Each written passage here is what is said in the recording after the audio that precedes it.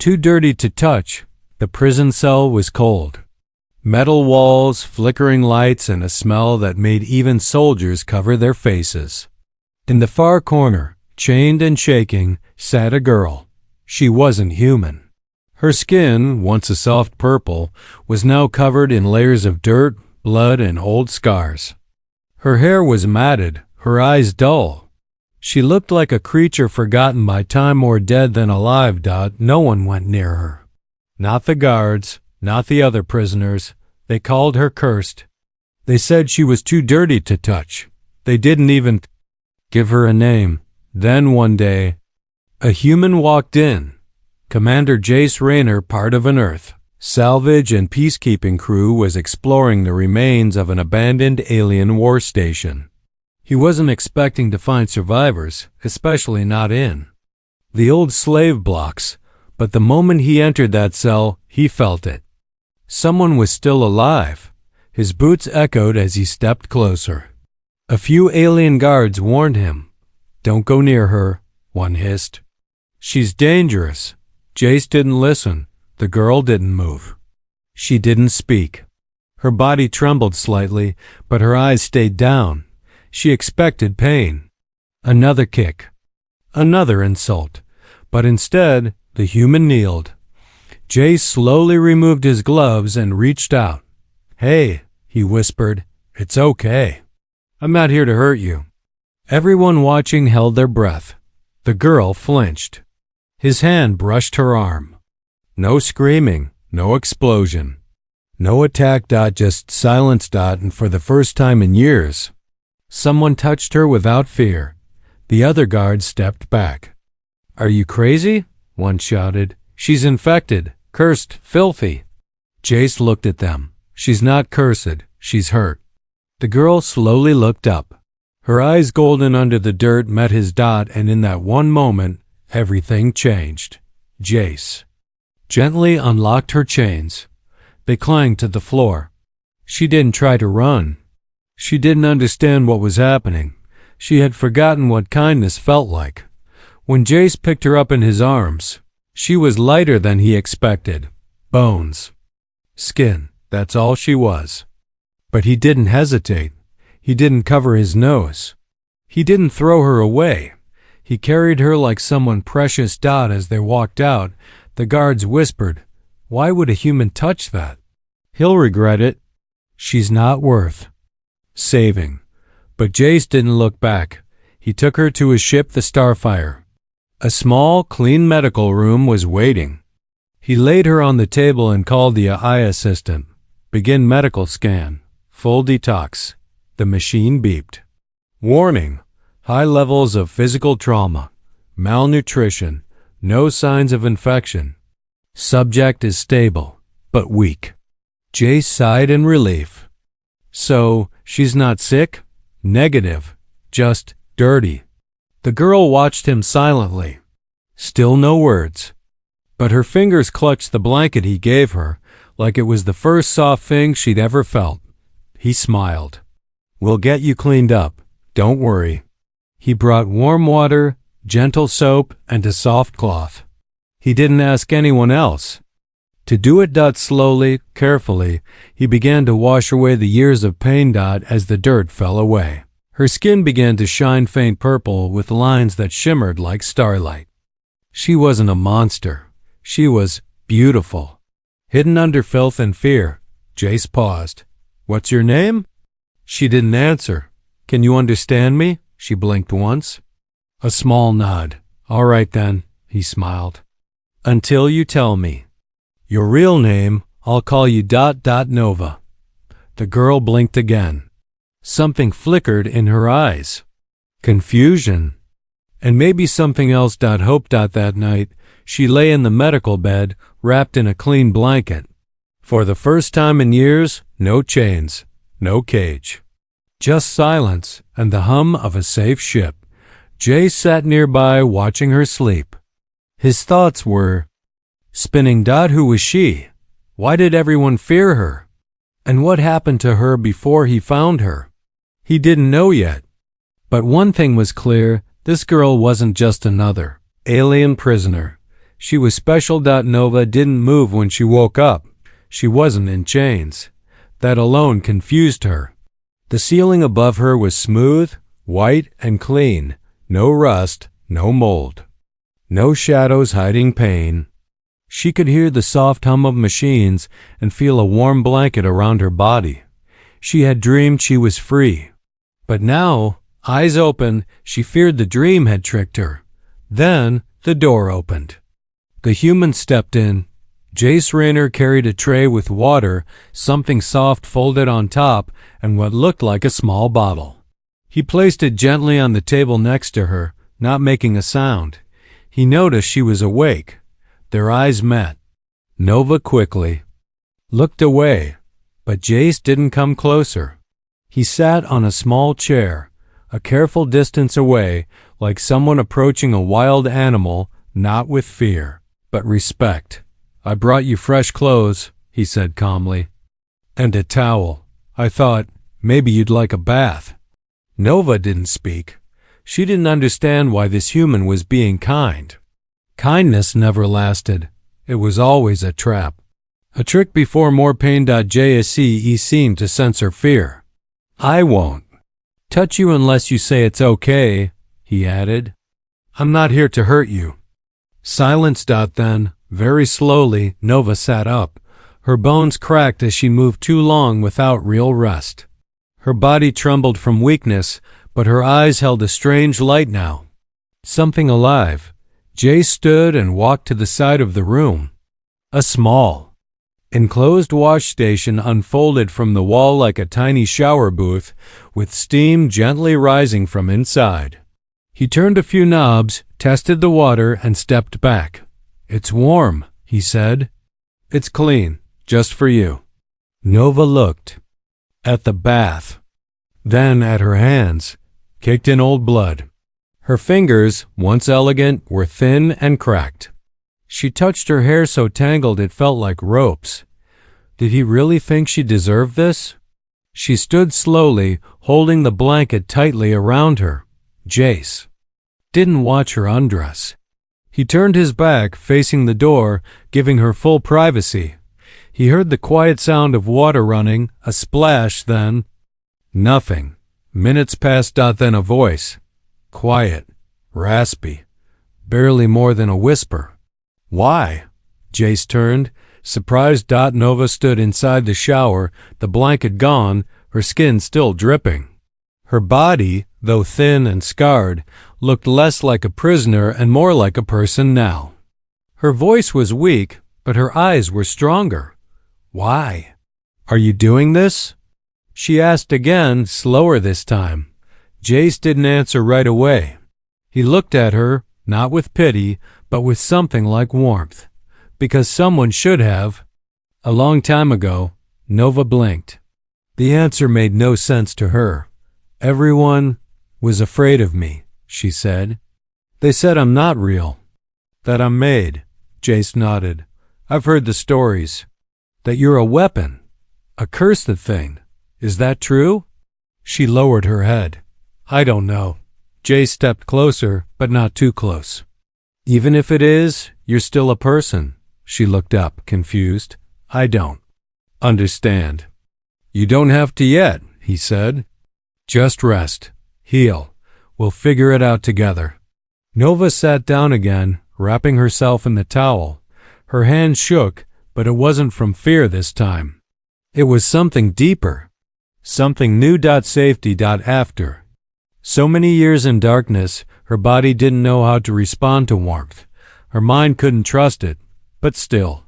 She didn't want it to end. Jace handed her a small bowl of food. Simple, soft, warm. She stared at it like it was a rare treasure. "No chains," she whispered. "No chains," he confirmed. She ate slowly, eyes watching him the whole time, like he might disappear if she blinked too long. When she was done, she leaned against the wall and closed her eyes. Jace whispered, almost to himself, "You don't belong in a cage." "You never did." Suddenly, a sharp beep rang through the ship. Jace stood, checking a nearby console. His eyes narrowed. Incoming signal detected, unknown vessel, long-range scan. Nova's head snapped up. She knew that sound. They found me.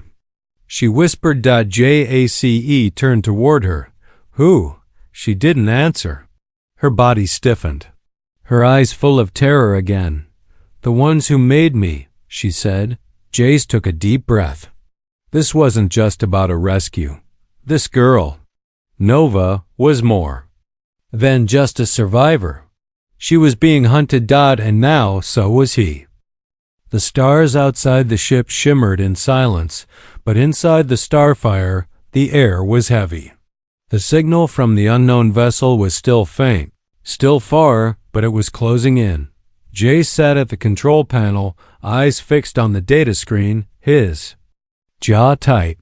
Someone out there was looking for Nova, and whoever they weren't coming for peace. Behind him, in the quiet of the medbay, Nova sat curled up on the bed. Her skin was clean now, glowing gently in the dim blue light. Her thin arms were wrapped around her knees. She hadn't said a word since she felt that. Signal. Jace finally turned away from the console and walked to her. They're tracking something inside you, he said softly. Maybe a hidden device. We'll find it. Nova didn't move. He sat down beside the bed, not too close, but close enough that she could feel he wasn't going to leave. Nova, he said, using the name he'd given her. Her head turned slowly. That's not my name, she whispered. Jace raised an eyebrow. No? She hesitated. Then, in a soft voice full of hesitation, she said, My real name is Kainira. It rolled off her tongue like something from a forgotten world. Her voice trembled as if the name itself carried pain. I haven't spoken it in years, she said. They told me to forget it. To forget everything. Jace nodded. Kainira. It's beautiful. But I'm going to keep calling you Nova, if that's okay. She tilted her head slightly. Why? Because Nova means a new star, he said. Something that was dark, that suddenly burns bright again, like you? Her lips parted, just a little. The hint of a smile tried to appear, but faded just as quickly. Jace leaned back in his seat. I looked through the database. Your markings match a lost experiment from the Virion Project. A long time ago, they tried to make living weapons beings with human emotion but alien strength. Kainira's body stiffened. They made me, she said quietly. Then they feared me.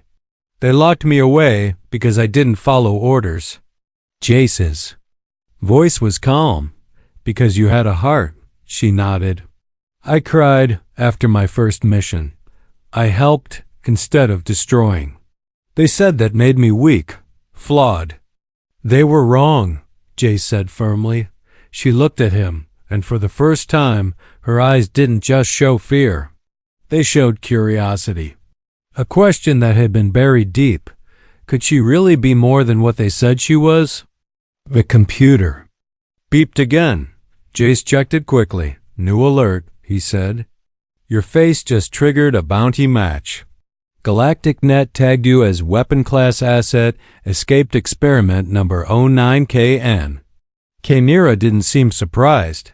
She stood up slowly, wrapped in the long shirt Jace had given her, and walked over to the screen. Her face reflected in the glass next to the alert message. Asset, she said bitterly. Not person, not even prisoner. Just a thing. Jace stood behind her. That's not who you are anymore. Then who am I? She asked, almost angry. He paused. You're someone I trust. She stared at him. No one had ever said that to her before. Suddenly, the ship's lights dimmed. Red flashed across the panel. Proximity warning. Bounty vessel entering scan range. Jace took the pilot seat. They're closer than I thought. Kainira's body shifted tense, alert. For a moment, the scars on her arms glowed faintly. Some kind of bioenergy. Her body remembered how to fight, even if her mind didn't want to. Jace noticed. That's what they fear, isn't it? She didn't answer. Can you control it? He asked. I think so, she said. But it hurts. I lose pieces of myself. I won't ask you to use it, he said. Not unless there's no choice, Kinneara turned to him. You don't have to protect me. I'm not protecting you, Jace replied. I'm standing with you. For a moment, she just stared. Her breathing slowed. The anger, the fear had softened. No one had ever stood with her.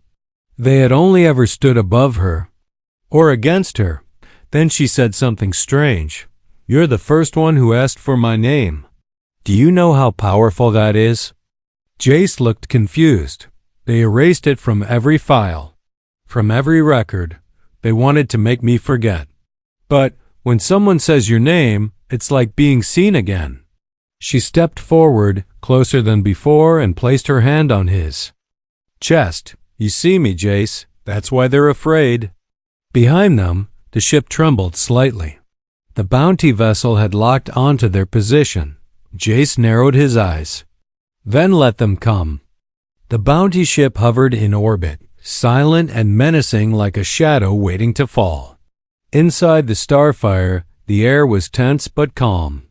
Kinneara sat alone in the observation deck, staring out at the stars. Her fingers were pressed against the glass, her eyes unfocused. She wasn't just watching space. She was searching her own mind. So many years had passed in silence and darkness. Her memories had become fog. But ever since Jace had said her name, her real name, something inside her had started to stir. Crack in the dam. Now, the water was rising. Jace entered the room quietly, holding a warm drink in one hand. He placed it near her, but said nothing. He had learned not to push. Kinneara spoke when she was ready, and right now, something heavy was forming behind her silence. She finally broke it. I remember a room. White walls. A cold floor. I was small. Jace sat down near her, listening. They didn't let us speak. They said names were dangerous. We had numbers. Mine was 9. She closed her eyes, breathing slowly. There were others like me, children, born in labs, designed to obey. If you cried, they punished you. If you hesitated, they erased you. Jace clenched his jaw. They trained you like weapons. No, she corrected softly. They built us as weapons. We weren't even considered alive. Jace looked at her with steady eyes. But you were. You are. Kinneara turned to him. The first time I refused an order, I was 13. They told me to destroy a village, everyone inside. I saw a mother shielding her baby. I couldn't do it. She paused. They called me defective. That night, they put something in my neck. A control device. I don't remember much after that, only pain. Then one day, I woke up in chains, alone, forgotten. Jace stood and walked over, sitting right across from her now. You broke their control. That's why they're hunting you. You didn't just escape, you disobeyed. I didn't want to kill anymore, she whispered. He nodded. That's what makes you human, not blood. Not birth, choice. Kinneara's eyes filled with something unfamiliar, tears, not from fear. From release. From remembering what it meant to feel. Her voice cracked. What if I lose control again? What if the power inside me hurts someone? Jace placed a hand gently on the table, close to hers. Not touching, just near. Then I'll remind you who you are. Every time. Kinneara looked at him for a long time. In that look was trust, but also fear. Not of him. Of herself. Suddenly, the ship's AI voice broke the silence. Proximity alert. Incoming shuttle detected. Small, fast, not military class. Jace stood quickly and headed to the cockpit. Kinneara followed. He scanned the screen. They're not firing. No weapons active. They're broadcasting. He tapped a button. A voice crackled through the speakers. To the human pilot of the Starfire. You are harboring a stolen asset of Project Virion. Surrender her now, and you will not be harmed. Kynera's face went pale. That voice, it belonged to her past. Cold, sharp, without soul. Another memory hit her like a storm. She saw herself in a white testing chamber, wires attached to her skin. The same voice had spoken then. You exist to serve. You exist to obey. You do not belong to yourself. Her hands clenched. Jace looked at her. We're not giving you to them. Say the word, we'll run. Kynera shook her head. They'll keep hunting. You'll never be safe if I stay. I'm not letting you go. Her eyes burned. Why? He stepped closer. Because no one saved you back then, but I can now. She looked at the comm panel. The message repeated. Last warning. Return. The asset. I'm not an asset, she growled. The lights around her flickered. A faint glow began to rise from her skin, subtle, pulsing. Energy. But not out of control. Kynera stepped forward, hands open, breathing steady. Open the channel, she said. Jace hesitated, but trusted her. The screen flickered. A cold-faced man in a white coat appeared. His eyes widened slightly when he saw her. Subject 9, you're alive and functional. Kynera stared at him. I'm not your subject. You don't understand. That body, that power, you're unstable. Come with us, and we'll make you whole again. I am whole, she said. I remember who I am now, and you don't get to control me ever again. You're making a mistake, Kynera. You are dangerous. She smiled, just slightly. So are you. The channel cut. Jace prepared the divas. Engines. Kynera turned to him. Stronger now? Calmer. I don't want to run, she said. I want to choose. Jace met her gaze. Then let's choose together. The ship was quiet. After the broadcast ended, the enemy vessel had pulled back. No attack, no contact. It was like a warning, left to sit and sink in their minds. Kynera, once known only as Subject 9, hadn't spoken much since then. She'd gone back to the corner of the medbay, curled up on the small couch with a blanket draped around her shoulders. Her eyes didn't show fear anymore. But they also didn't rest. Jace noticed. She didn't sleep. She would sit still for hours, her body refusing to let go of the tension. She blinked slowly but never fully closed her eyes, like she was waiting for the floor to drop, for chains to return, for the kindness to vanish. He gave her space. He didn't ask questions. He simply made sure the lights were dim, the environment quiet, the food warm. And every night he would walk past her without pushing, letting her know he was there if she needed him. But on the fourth night, something changed. It was past midnight, ship time. Jace had fallen asleep in his small cabin, still in uniform. The dim glow from the control panel casting long shadows across the walls. That's when he heard it. A soft knock. He opened his eyes to see her Kynera standing at the door. Looked small, not weak, but unsure. Her arms wrapped around herself, her expression tight, her breathing shallow. He sat up. Are you okay? She hesitated, then nodded. I can't sleep, she whispered. He moved aside, making space on the edge of the bed. Come in. She stepped forward slowly. Her feet were bare, and she still wore the oversized shirt he'd given her days ago. She didn't say anything more. She just stood there. Jace didn't rush her. He simply leaned back and waited. Then, without a word, she crossed the room and sat on the floor right beside the bed, her back resting against it. I used to be trained to sleep on the floor, she said quietly. Beds were for those who obeyed. Jace frowned. You don't have to sleep there anymore. I know, she said. But my body doesn't believe it yet. He leaned down. You can lie here if you want. I won't touch you. I'll just stay. Kynera looked up at him. Her golden eyes flickered in the dim light. "Do you promise?" "I promise." For a moment, she didn't move. Then, slowly, she climbed onto the bed, pulling the blanket over her body and turning her back to him. She lay still, not speaking. Jace shifted to the far side, keeping his word, keeping his distance. But his presence was steady, quiet, warm. Minutes passed. Then, in the silence, her voice came again. "Do you think something broken can still be real?" He turned his head toward her. "You're not broken. You didn't answer the question." Jace smiled softly in the dark. "I think the most real things are the ones that break and still keep going." Kynira didn't speak again, but her shoulders relaxed just a little. She fell asleep. It was the first time since he met her that she truly slept, not a half sleep, not a survival rest, but something deep. Her breathing slowed, her body eased.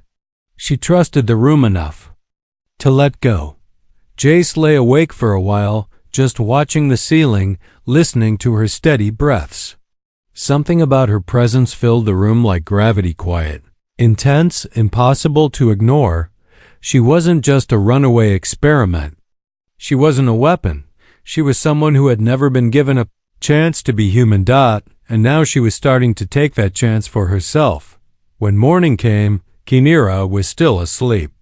Jace slipped out of the bed gently, careful not to wake her. He walked quietly to the control deck. That's when he saw it. A message blinking on the screen. Offer from Virian Council. Surrender subject Kynira. In exchange, the colony on Mira 4 will be spared. Jace's hands curled into fists. He knew Mira 4. A small planet, peaceful settlers, scientists, families. No defense systems. This wasn't a bounty anymore. It was blackmail. He stared at the screen. They weren't after a runaway. They were after what she represented: freedom. The experiment that disobeyed. The girl who remembered her name. And now, because he chose to protect her, innocent lives were being used as pawns. Kynira woke later that morning to find him standing at the viewing deck, his face heavy with thought. She walked up beside him. "What's wrong?" He looked at her carefully. "They've threatened the colony, unless I give you up." She was silent. "Then do it," she said quietly. "No." "Jace," he turned to her. "I won't trade you for peace. That's not peace. That's control." Her voice was soft. "They'll hurt them. Then we'll stop them," he said. Together. Kynira stared at him. Not as a soldier. Not as an escaped experiment, but as a person. Then, for the first time, she reached out and held his hand, not because she needed saving, but because she had chosen to stand beside him. The threat hung over them like a silent countdown. The message from the Virian Council was clear: surrender Kynira, or Mira 4 burns. Jay stared at the blinking warning on his ship's console. He had seen many kinds of threats in his time: pirates, smugglers, corrupt officers, but this was different. This wasn't about war or law. This was fear in its most dangerous form. They feared her, feared what she could become, feared that one human had chosen to protect what they called a defective asset. But Jace didn't see a weapon when he looked at Kynira. He saw someone becoming. She stood behind him now, her arms crossed, eyes scanning the same message. Her voice was steady but low. "If you give me up, Mira 4 lives. You said they have families there." "I'm not giving you up," Jay said flatly. "They'll kill them. Then we fight back." Kynira turned to him. "It's not just about me anymore. They'll label you a traitor. You'll lose your license, your ship, your life." Jace looked at her. "You think any of that matters now?" She paused. "Why are you risking everything?" "For me?" He stepped forward slowly. "Because for the first time, someone told them no. Not with weapons, not with power. With choice. You chose not to obey. You chose to feel. You chose to be more. That terrifies them. She didn't respond. But something in her chest tightened. Not fear, pride. Jace opened a secure channel to the outer systems. He sent one message, calling any free captains near Mira 4, Council threatening civilians. One of ours needs help. If you're still human, stand with us. At first, there was only silence. Then, one by one, responses blinked onto the screen. Copy that. Moving in. Coordinates locked. Let's show them what freedom means. No council decides who we protect. They were coming.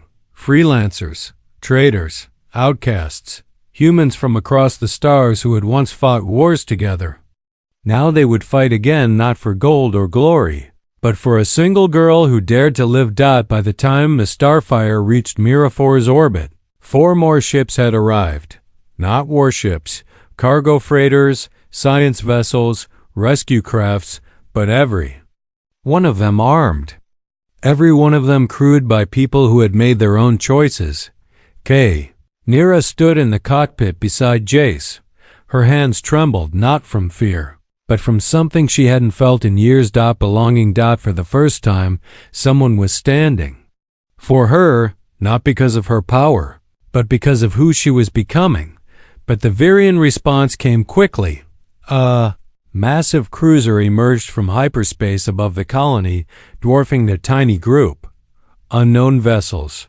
A cold voice boomed. You are interfering in classified reclamation protocol. Leave the system now, Jace answered. Your protocol ends here. No one is surrendering. You want her, you go through all of us. The council ship began powering its weapons. Khaneera stepped forward. Let me speak. Jace nodded. She opened the comms and looked into the screen, her voice calm, clear, and full of fire. I am Khaneera, not Subject 9, not a weapon, not a mistake. You built me, and I broke free. I'm not yours. I'm not afraid anymore. The voice on the other side tried to interrupt. You are unstable. A danger to, she cut him off. No, you're the danger. You erase what you don't control. But I'm not hiding now, and I'm not alone. The ships around her echoed back. Standing by, Nova. Let's light the stars. The council ship fired a warning shot, missed on purpose. Khaneera closed her eyes and focused. The light inside her rose slowly, not like a weapon, not wild or violent, but calm, like a sunrise. Energy pulsed through her skin. Her body floated slightly above the floor. She wasn't losing control. She was choosing it. She lifted her hands, and a soft field of energy spread from the Starfire's hull, reaching toward the enemy cruiser, disabling their targeting systems. Without firing a shot, Jace stared in awe. You're not a weapon. Khaneera lowered gently back to the ground. I'm a shield now. The Virian cruiser hesitated. Then turned. Retreat. They had lost control. And they knew it. Later that night, the ships docked together above Mira 4. The captains gathered, laughing, drinking, clapping Jace on the back. But Khaneera stood quietly on the edge of the deck, watching the stars. She didn't speak. She just breathed. Free. Jace walked up beside her, carrying 2 cups. You saved them, he said. No, she replied. We saved them. He handed her the drink. You didn't just fight. You inspired. She looked up at him, eyes glowing, not with power but peace. Then maybe I'm not broken after all, she whispered. Jace smiled. Not even close. The sky above Mira 4 was calm again. The threat had passed, and the Virian cruiser was gone, retreated in silence. Wounded not by war, but by something far more dangerous to tyrants. Hope. The kind of hope that spread when one soul, once broken, stood up and said no more. Khaneera sat on a low hillside just beyond the colony, her eyes fixed on the stars. For years she had stared at walls, metal ceilings, and prison cells. Now she was looking at the universe, wide, wild, and full of places no one had told her she could belong to. Behind her, the sounds of the gathered humans filled the colony square. There were voices, music, laughter pilots, traders, and engineers celebrating what they'd done. What she had helped them do, but Kynera wasn't there for the noise. She needed the quiet. Her hands rested in the grass. Real grass, soft, alive. She had never touched real ground before this week. Everything in her old life had been built to contain her. Metal rooms, cold water, hard commands. Now there was no order. No cage, no master voice in her ear. Just her heartbeat. Just breath. Just choice. Jace found her there, under the moonlight. He didn't say anything at first. He just sat beside her, a few feet away, respectful as always. She didn't look at him. She just knew he was there. And that was enough. I didn't know what I'd find when I opened that prison door, he said at last. But I never expected you. Kynera gave a small smile. Neither did I. They sat in silence again, but this time it wasn't heavy. It was peaceful. You changed everything, he said. And not by fighting, just by surviving. By choosing who you wanted to be. Kynera looked at the sky. I always thought I was created for destruction, that it was the only thing inside me, and now, I think, I was created wrong on purpose, she said. So I could be the thing they feared. What's that? Free. She finally turned toward him. You gave me that, she said. You didn't save me like a hero saves a victim. You saw me. You waited. You gave me space to become someone new. You saved yourself, Jace replied. I just didn't stop you. Kynera chuckled softly, then her face grew thoughtful. There's something I haven't told you, she said, about my power. Jace leaned in. Go on. When they created us, they didn't just build weapons. They built amplifiers. They designed us to absorb emotion, turn fear into strength, pain into force. I always thought it made me dangerous. But I've learned something. She opened her hand, palm glowing faintly. It works in reverse too. Jace watched, amazed as her energy pulsed gently, not harsh or burning, but warm. I can take pain, she whispered, and give back peace. Jace's eyes widened. You're not a weapon. I never was, she said. I was just never allowed to become anything else. A soft wind passed through the trees. The moon shone down gently. Jace stood and offered his hand. Come back. With me, he said. Not to the war, not to hiding, but to living. Kynera looked up at him. She didn't hesitate. She took his hand and stood. Weeks passed. Then months. The name Kynera began to appear in places where pain had ruled.